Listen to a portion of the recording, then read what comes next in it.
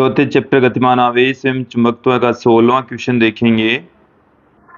देखिए इस क्वेश्चन में हमें क्या बता रखा है कि आई धारावाही एन फेरों और कैपिटल आर त्रिज्या वाली वर्ताकार कुंडली के लिए इसकी अक्ष पर केंद्र से अक्ष दूरी पर स्थित किसी बिंदु पर चुंबकीय क्षेत्र के लिए निम्न व्यंजक है, जो कि मैंने यहाँ पर नीचे पुट किया है। ओके, यहाँ पुट किया है। अब देखिए इसमें ए पार्ट में हमें क्या कहा गया है कि स्पष्ट कीजिए कि इससे कुंडली के केंद्र पर चुंबकीय क्षेत्र के लिए सुपरिचित परिणाम कैसे प्राप्त किया जा सकता है। तो हमें यहाँ पर यह कहा गया है कि कुंडली के केंद्र पर चुंबकीय क्षेत्र का मान क्या होगा, कैसे प्राप्त कर सकते हैं। तो यहाँ पर कुंडली के केंद्र पर तो कुंडली के केंद्र पर अक्ष बराबर आप 0 पुट कर दीजिए। अक्ष बराबर आप 0 पुट करेंगे तो बी का मान केंद्र पर आ जाएगा। बी केंद्र पर इसी फॉर्मूले से ही आप देखेंगे, इसी फॉर्मूले से देन आपको क्या मिल रहा है, तो mu 0 N I R square बट्टे में 2 0 प्लस आर स्क्वेयर की घात 3/2, तो नीचे तो आ गया आर क्यूब, ऊपर आर स्क्वेयर, तो ये हमारे पास में आ गया म्यू 0 एन आई बट्टे में 2r। ये केंद्र पर चुंबकीय क्षेत्र की तीव्रता हमें प्राप्त हो गई है।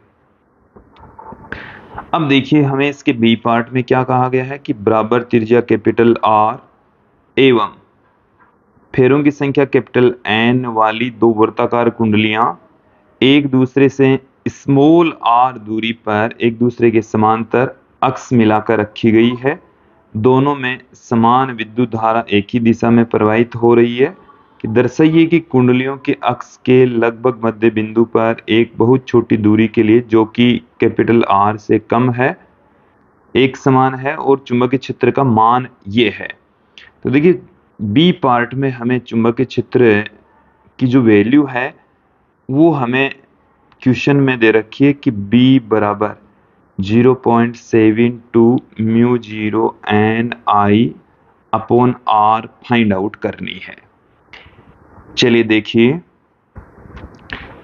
देखिए तो हमने डायग्राम आपके सामने रख दिया है। हमारे पास में क्या है, देखिए कि ये पहली वर्ताकार कुंडली है, फर्स्ट है ये, और ये है सेकंड, और इन दोनों वर्ताकार कुंडलियों में सेम धारा बह रही है आई। दोनों में फेरों की संख्या भी कैपिटल एन सेम है, दोनों की रेडियस भी कैपिटल आर है।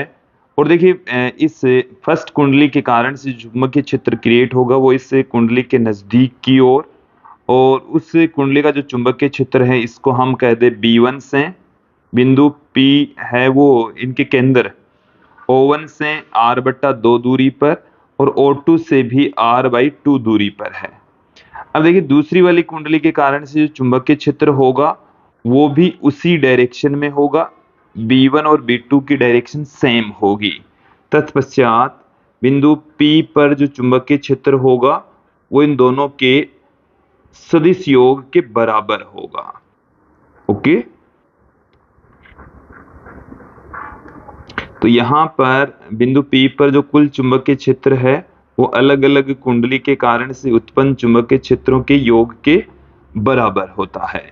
तो देखिए यहां पर हमारे पास में चुंबकीय क्षेत्र की तीव्रता ज्ञात करने का जो फॉर्मूला किसी कुंडली के कारण से B बराबर हमें इस क्वेश्चन के अंदर ही दे रखा है mu 0 N I R square बट्टे में 2 x square plus R square की घात 3/2 दे रखा है।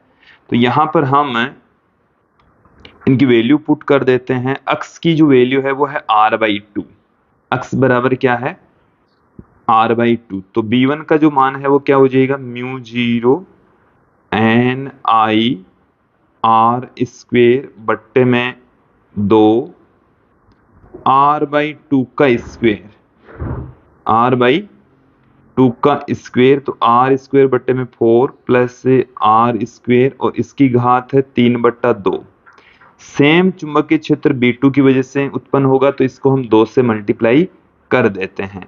देखो ये वाला जो 2 है, इस 2 से ये वाला 2 कैंसिल हो जाएगा, हमारे पास में b बराबर आ जाएगा mu 0 N I R square बट्टे में ये आ जाएगा 5 बट्टे में 4 आर स्क्वेयर की घात 3/2। तो यहां से देखिए क्या आ जाएगा हमारे पास में इस 4 की घात 3/2, तो अंडूड करेंगे तो 2 आ गया, 2 का घात 3 करेंगे तो 8 बट्टे से ऊपर चला जाएगा। 5 की घात 3/2 इसका मतलब हो गया 5 अंडूड 5। म्यू 0 हमारे पास में पड़ा है, एन पड़ा है, आई पड़ा है, आर स्क्वेयर बट्टे में आर की घात 3।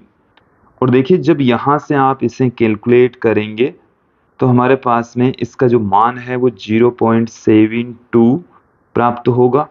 म्यू 0 एन आई बट्टे में आर प्राप्त होगा और यही हमें प्रूफ करना था। ओके, तो ये था हमारा 16वें क्वेश्चन का बी पार्ट।